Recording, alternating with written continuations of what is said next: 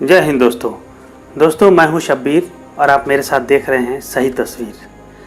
आज के सही तस्वीर में 8 PM वाले भाषण में देश को आत्मनिर्भर बनाने के संकल्प से उपजे कुछ प्रश्न हैं। मैं समझता हूं कि देश के मजदूर वर्ग ये बात पहले से ही समझ चुका था कि उनको आत्मनिर्भर होना ही है। इसलिए 3-3 हज़ार किलोमीटर की लंबी यात्रा भूखे रहकर बगैर किसी सवारी के पैदल यात्रा करके देश के मजदूरों ने यह साबित कर दिया है कि देश आत्मनिर्भर होने की सारी क्षमताओं से पूर्ण है। अब इसे आत्मनिर्भर होने से कोई नहीं रोक सकता। इस 1.5 महीने के लंबे लॉकडाउन में वो सारी चीज़ें सामने आ गई हैं खुलकर कि देश के मध्यम वर्ग और देश का मजदूर पूरी तरह से आत्मनिर्भर है, क्योंकि सरकारी योजनाओं में कभी विश्वास अब रहा नहीं है। हर कोई पहले ही से जानता था कि वो आत्मनिर्भर ही है।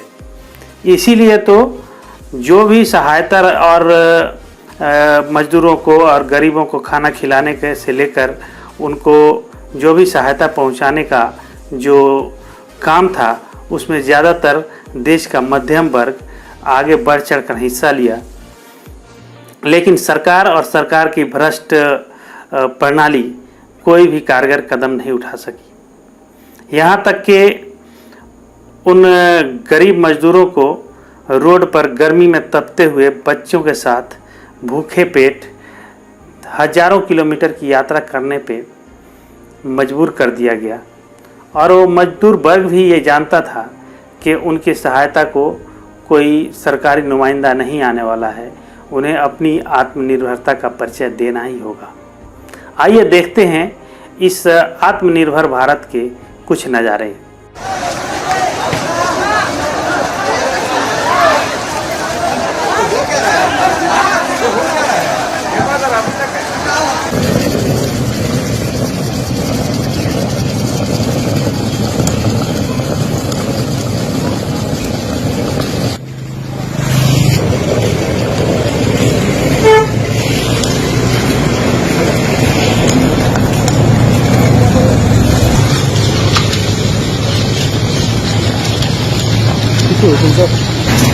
मलौदा MP महोबा झांसी झांसी। अगर तो प्रशासन बस की व्यवस्था कर रहा है ना, बस से चलेगा तो लोग पैदल का होगा है। लो बोलो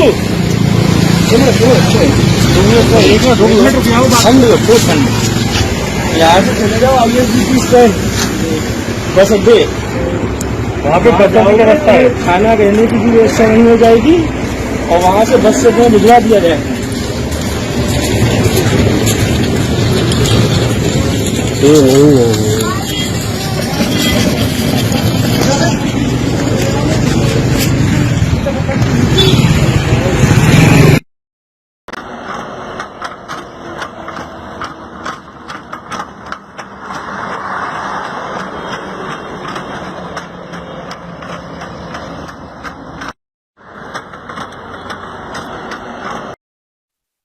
मेरा तो सपना है कि हवाई जहाज पे कौन लोग बैठने चाहिए। ये जो एक बना हुआ है ना, बड़े बाबू, बड़े बड़े लोग, धनी लोग, ये दुनिया उन्हीं के लिए है।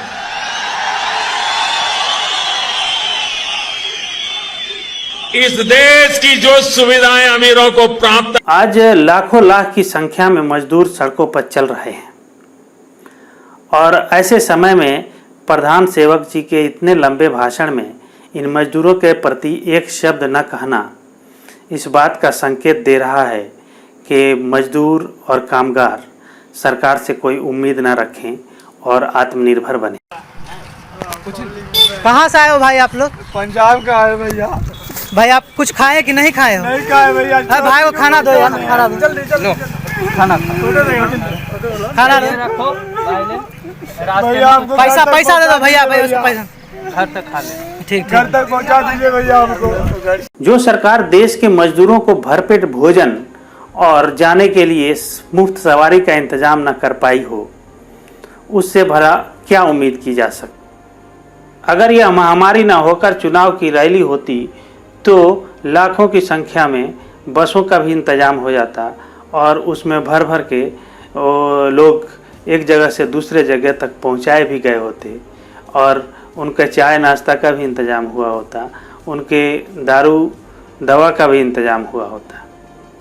लेकिन ये तो मजदूर वर्ग हैं, इनको आत्मनिर्भर ही रहना चाहिए। उधर उत्तर प्रदेश, मध्य प्रदेश और गुजरात की सरकारों ने जो श्रम कानूनों में यानी लेबर लॉज में जो बदलाव किए हैं, उससे यह साफ पता चलता है कि देश के मजदूरों के प्रति इनकी क्या मंशा है। अब देश का मजदूर सिर्फ मजदूर नहीं बल्कि बंधुआ मजदूर बन जाएगा और 8 घंटे की ड्यूटी की जगह पर 12 घंटे की ड्यूटी करेगा और वो इतना उत्साह में रहेगा कि 20 लाख करोड़ की राशि को प्राप्त करने के लिए वो 12-12 घंटे काम करके जल्द से जल्द उस राशि को अपनी जेबों में भरकर खुद करोड़पति बन जाएगा। इस महान निर्णय और इस महान पैकेज के संगम से जो विचित्र स्थिति देश में बनने वाली है वो भी अकल्पनीय है। देखते हैं उसका भी क्या व्यापक असर होता है। कई जगह तो उसका असर दिखना भी शुरू हो चुका है। अभी तो यह देखना बाकी है कि लोकल और वोकल वाले मामले में लाला रामदेव ने जो खुशी जाहिर की है उसका किस प्रकार का असर होगा, यह तो अभी से अंदाज़ा लग रहा है।